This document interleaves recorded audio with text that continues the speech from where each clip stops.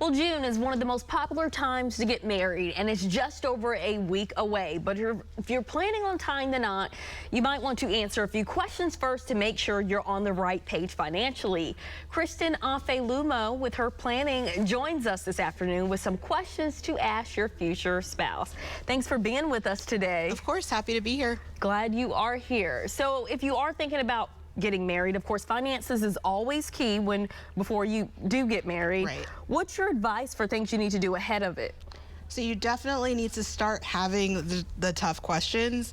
I would say maybe start to understand your partner's philosophy on debt and credit cards. I know it's a touchy subject, but kind of understanding what their credit score is, what range it's in, how they got to that position, whether it's good or bad. So their spending habits? Their spending habits, if they like to charge everything on a credit card and pay it off every month, or if they just kind of let the balance sit there and pay it off over time, knowing if they're bringing debt into the relationship, if y'all are going to pay it off together or if they're going to pay it off before they start. Just asking those questions and started trying to craft a game plan. No, that makes sense. And of course, when it comes to paying bills, that's another big question. How do you determine that, would you say? Yeah, so I'm a financial planner. I know everything about money, right? So they say. I got married recently, the end of 21, and it was a surprise to myself and my husband that we both really liked him paying the bills. So I'm sure it was. Yes, people would think that I would like to be in charge of that, but I'm in charge of a lot of other things in our relationship. And so if I'm going to be in charge of the grocery list, maybe he wants to be in charge of paying the bills. So just have a conversation about who will be the main point person for bill setup, bill payment on an ongoing basis, but also talk about having a joint checking account.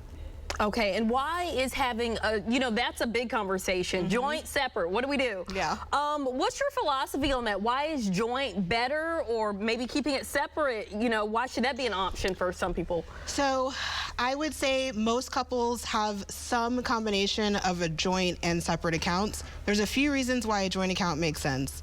One, you probably have joint expenses. You have maybe a house together, maybe children together, and it requires you to share money.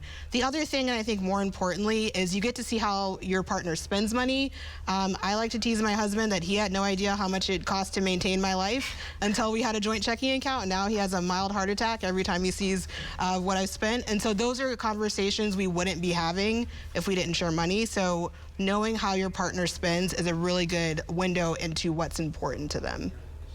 Okay, and then of course if you do want to have your separate, that works as well. It could. It works differently for every couple. I think a lot of the times people try to separate it out to avoid having fights, but I think having the conflict early in your relationship and learning how to solve it over minor things like how much I spend on mani-pedis, it's a great way to sort of problem solve and learn how y'all will solve problems in the future. Okay, and last question for you. This may be uncomfortable for some people, the prenup. Is that something that people should consider?